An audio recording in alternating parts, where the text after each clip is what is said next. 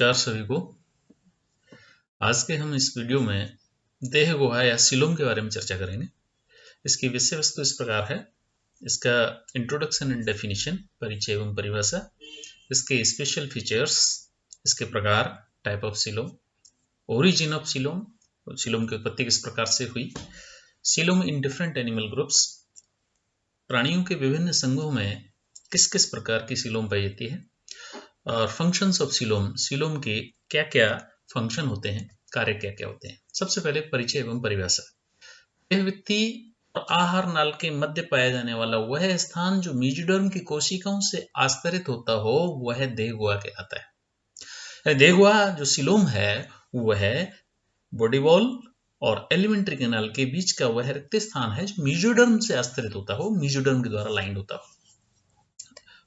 दूसरी परिभाषा हम ये कह सकते हैं कि देह गुहा जंतुओं में पाई जाने वाली ऐसी खोखली तरल से भरी हुई गुहा होती है जो आंतरिक अंगों के लिए कुशन का या तकिए की तरह कार्य करती है, उनकी सुरक्षा का कार्य करती है। कुछ प्राणियों में देह गुहा अंतःकंकाल की तरह कार्य करती है जो आंतरिक अंगों की वृद्धि और विकास के संचालन के लिए उत्तरदायी होता है। जैसे कि इसमें चित्र में दिखाया गया है, सबसे अंदर ये गट है। गट के ऊपर जो हरे रंग से है ये एंडोडर्म है। एंडोडर्म के ऊपर लाल रंग की परत जो है वो इनर मेसोडर्म है, और ये सफेद रंग की परत ये गुहा है, देह गुहा है। उसके ऊपर है ये आउटर मेसोडर्म रेड रंग की, और सबसे बाहर ये जो कत्थे कलर की है वो एक्टोडर्म है जो सबसे बाहर की तरफ पाई जाती है। इस प्रकार का एक सीलोमीट प्राणी का ये टीएस दिखाया गया। देह गुहा के लक्षणों की बात करें तो स्पेशल फीचर्स ऑफ सीलोम इस प्रकार हैं कि पहला फीचर है कि भ्रूणीय विकास में देह गुहा मेसोडर्म से विकसित होती है। ये हम जानते हैं। मेसोडर्म के बीच में से विभाजित होने पर या फटने पर यह दो परतों में विभक्त हो जाती है।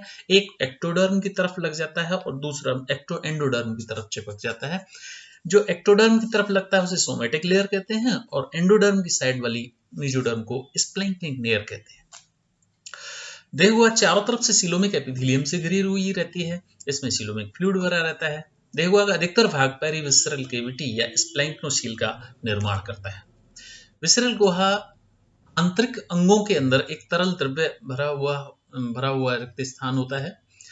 ये तरल देहवित्ती की पेशियों की गति के लिए विसरा में आंतरांगों में स्वतंत्र रूप से रहता है। कुछ अकशेरुकियों में पेरिविसरल गुहा कुछ चुनिंदा जगहों पर सीमित हो जाती है। इसकी सीलोमिक प्रकृति भ्रूणी विकास के दौरान ही दिखाई पड़ती है हमें, जैसे कि नेफ्रोसील है, गोनोसील है, यानी कि नेफ्रिडियम में पाई जाने वाली सीलोम है, और गोनाड्स में पाई जाने वाली सीलोम है। इस प्रकार देह गुहा प्राणियों के पूर्वजों में ये गुहा विखंडन के दौरान खंडों में मेसोडर्मी पाउचों के रूप में व्यवस्थित हुआ करती थी। वर्तमान में सीलोमेट प्राणियों में मेसोडर्मी पाउचों का विकास इसका प्रमाण है। देह गुहा के प्रकार, देह गुहा के प्रकारों की बात करें तो देह गुहा 3 प्रकार की होती है। एगोहा, कोटगुहा और वास्तविक गुहा, एसीलोम, सीडोसीलोम और यूसीलोम। एगोहा ए मीन्स एसीलोम, एसीलोमेट का अगर संधि विच्छेद करें तो ए मीन्स ग्रीक भाषा के 2 शब्दों से मिला है। A plus coelom, A means absent, coelom means cavity. गुहा का अनुपस्थित होना।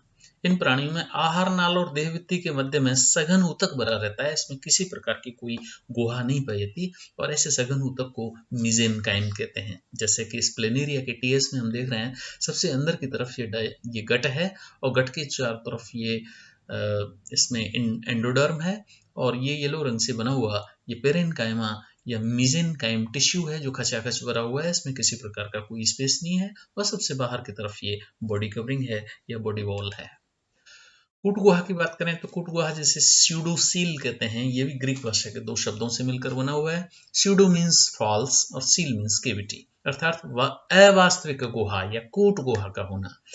इन प्राणियों में आहार नाल और देहवित्ती के मध्य में गुहा तो होती है, परंतु वह मेसोडर्मल कोशिकाओं से आस्तरित नहीं होती। त्रिस्तरीय प्राणियों में ये स्थायी ब्लास्टोसील के रूप में परिलक्षित होती है। ब्लास्टुला अवस्था में जो पहली गुहा बनती है उसे ब्लास्टोसील कहते हैं, तो वो एडल्ट तक ये परसिस्टेंट रहती है, इसलिए इसे स्यूडोसील कहा जाता है। ऐसे प्राणियों को सीडोसीलोमेट कहा जाता है, और ऐसे ग्रुप को सीडोसीलोमेटा कहते हैं। इनमें तरल द्रव्य भरा रहता है जिसे सीडोसीलोमिक फ्लूइड कहते हैं। ये हाइड्रोस्टैटिक स्केलेटन का कार्य करता है। जैसे इसमें टीएस में एक वर्म का टीएस है, ये उसमें दिखाया गया है सबसे अंदर की तरफ डाइजेस्टिव ट्रैक्ट, और उसके ऊपर ये एंडोडर्म, और उसके बाद में ये स्यूडोसील, और उसके बाद मेसोडर्म, और उसके बाद एक्टोडर्म। यानी ये दोनों तरफ से मेसोडर्म से आश्रित नहीं है, केवल एक साइड से है, इसलिए इसको स्यूडोसील कहा जाता है। ये शरीर की आकृति बनाए रखने तथा पोषक पदार्थों के परिवहन में सहायक होती है। ओटकुये प्राणी हीमोसिलोमेट या ब्लास्टोसिलोमेट प्राणी कहलाते हैं, जैसे एस्केलमेंथिस, गैस्ट्रोट्राइका, निमर्टिना, काइनोरिंका, रोटिफेरा, निमेटोडा, निमेटोमोर्फा इत्यादि। टाइप ऑफ सिलोम की अगर बात करें तो उन सिलोमों को हम एक चित्र के द्वारा इस प्रकार से प्रदर्शित कर सकते हैं। एसिलोमेट ऐसे प्राणी जिनमें डाइजेस्टिव ट्रैक्ट के ऊपर ये एंडोडर्म है और जस्ट इसमें खचाखच तक भरा हुआ है, जिसमें मीजेनकाइम कहते हैं उसे, और मेसोडर्म से बनता है, लेकिन कोई गुहा नहीं है, इसलिए इनको एसिलोमेट कहा जाता है। और सबसे बाहर की तरफ एक्टोडर्म है सभी में। स्यूडोसिलोमेट के अंदर अंदर जो गट है, गट के चारों तरफ एंडोडर्म, एंडोडर्म के बाद में फिर सिलोम है, और उसके बाद ऊपर मेसोडर्म है। यानी मेसोडर्म एक तरफ ही है, दोनों तरफ, दूसरी तरफ एंडोडर्म है, और सबसे बाहर एक्टोडर्म है। यूसिलोमेट की बात करें तो इसमें ये गट के चारों तरफ ये इनर मेसोडर्म, और ये सिलोम, और ये आउटर मेसोडर्म, और ये सबसे बाहर की तरफ एक्टोडर्म।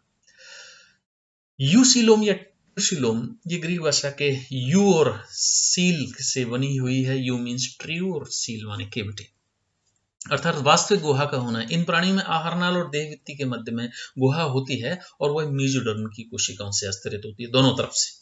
त्रिस्तरीय प्राणियों में यह स्थायी गुहा होती है। ये गुहा भ्रूणी मेसोडर्म से बनती है। इसमें पाए जाने वाले तरल को सिलोमिक फ्लूइड कहा जाता है, और इससे प्राणियों में सिलोमोडक्ट के द्वारा ये गुहा बाहर खुलती है, जैसे कि ओविडक्ट है, एक्सक्रीटरी डक्ट है, इनको सिलोमोडक्ट कहा जाता है।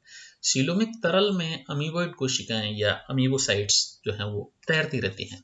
ऐसे प्राणियों को यूसिलोमेट प्राणी कहा जाता है, और ऐसे ग्रुप को यूसिलोमेटा कहा जाता है, क्योंकि इनमें यूसिलोम होती है। यूसिलोम को फिर उत्पत्ति के आधार पर दो कैटेगरीज में डिवाइड किया गया है, जीर्ण गुहा यानी साइजोसील, और एंटीरोसील। जीर्ण गुहा जिसमें भ्रूणीय मेसोडर्म के फटने से, बीच में फटने से और गुहा बनती है, उसे साइजोसील कहा जाता है, और जिसमें लेटरल पाउचिंग से गुहा बनती है उसे एंटीरोसील कहा जाता है। लेटरल स्प्लिटिंग से जो गुहा बनती है वो है मोलस्का, एनेलिडा मोलस्का, आर्थ्रोपोडा, और आंतरिक गुहा एंटीरोसील है, वो है इकाइनोडर्मेटा, हेमिकोडेटा और कोडेटा के जंतुओं में जाती है। इस क्षेत्र में देखें तो साइजोसील और एंटीरोसील का निर्माण इसमें दिखाया गया है कि सबसे पहले मेसोडर्म की प्लेट्स कोशिकाएं बनती हैं, उससे प्लेट बनती है, प्लेट फट जाती है, फटने के बाद में और ये गुहा चारों तरफ से घेर लेती है। एंटीरोसील के अंदर सबसे पहले ये जो प्रिजम्पटिव एरिया है वो मेसोडर्म बनी, मेसोडर्म जो है गट के चारों तरफ आई, गट में लेटरल पाउचिंग हुई, और वो पाउच बढ़ते हुए फिर चारों तरफ से आहार नल को घेर लेते हैं, और उससे गुहा बन जाती है। देहगुहा की उत्पत्ति को समझाने के लिए दो सिद्धांत दिए गए हैं, गोनोसील थ्योरी और नेफ्रोसील थ्योरी। गोनोसील वर्ग ने दिया था 1885 में। उन्होंने ये कहा था कि जो सिलोम है वो प्राणियों में जनदों के अंदर पाई जाने वाली गुहा के फैलने से बनी है, और ये गुहाएं युग्मकों को त्यागने के बाद भी बनी रहती हैं। ऐसा इन्होंने ट्राइक्लेडाइड जो फ्लैटवर्म्स हैं उनके जनद में रैखिक क्रम में व्यवस्थित होते हैं, उसको देख करके इन्होंने ये बताया। एनिलिडा में जो खंडीय गुहा शायद इन्हीं की कृमियों के से विकसित हुई होगी, इस प्रकार का ये सिद्धांत इन्होंने दिया। इस सिद्धांत का सबसे जो अहम कमी है वो है कि इसका कोई भ्रूणीय एम्ब्रियोलॉजिकल एविडेंस नहीं है। गोनोसील को इन चित्रों के द्वारा समझाया गया है। इसमें जैसे ये टीएस है किसी फ्लैटवर्म का, जिसमें इसमें सिलोमोसाइट्स भी साइट हैं, और इसमें ये गोनोफोर है, गोनाड है। गोनाड बड़े हो गए और इनमें गोनोसील पाउचेस बन गए, और ये पाउच बढ़ते बढ़ते आहार नल को घेर लिया और इसने गुहा बना ली। दूसरा सिद्धांत है नेफ्रोसील। नेफ्रोसील सिद्धांत लैंकेस्टर ने सन 1874 में प्रस्तुत किया था। इस सिद्धांत के अनुसार देह गुहा की उत्पत्ति चपटे कृमियों की उत्सर्गिकाओं के फैलने से हुई। इस सिद्धांत में कमी यह है कि सभी सिलोमेट में प्रोटोनेफ्रिडिया नहीं पाए जाते, जैसे कि इकाइंडर्म में तो बिल्कुल उत्सर्जी अंग होते ही नहीं। तो इसकी ये कमी है कि वो जस्टिफाइड नहीं करते इस चीज को। उसके बाद में विभिन्न समूह में पाई जाने वाली देहगुहा की बात करें तो coelom in different groups, protozoa, Porifera, Coelenterata और टेनोफोरा के अंदर तो मेसोडर्म ही नहीं होती, इसलिए देहगुहा की बात करना भी मानिए। उसके बाद मेसोडर्म की शुरुआत होती है प्लेटिहेल्मिन्थेस से। प्लेटिहेल्मिन्थेस में खचाखच भरी हुई रहती है, किसी प्रकार की कोई गुहा नहीं होती, इसलिए वो एसिलोमेट होते हैं। त्रिस्तरीय तो होते हैं लेकिन एसिलोमेट होते हैं। एस्केल्मिन्थेस में गुहा पाई जाती है लेकिन वो दोनों तरफ से मेसोडर्म से आस्तरित नहीं होती, इसलिए उस गुहा को कूट गुहा कहते हैं। पहली बार जो वास्तविक गुहा है वो एनिलिडा में दिखाई पड़ती है। एनिलिडा में साइजोसील प्रकार की, यानी कि मेसोडर्म के फटने से जो बनती है, मेसोडर्मल प्लेट के फटने से गुहा बनती है, उसे साइजोसील कहते हैं। ये सीलोमिक वेसिकल्स के रूप में रहती है। और ये ओनिकोफोरा में तो हीमोसील, यानी जिसमें ब्लड भरा रहता है, ऐसी गुहा जिसमें ब्लड भरा हो उसे हीमोसील कहा जाता है।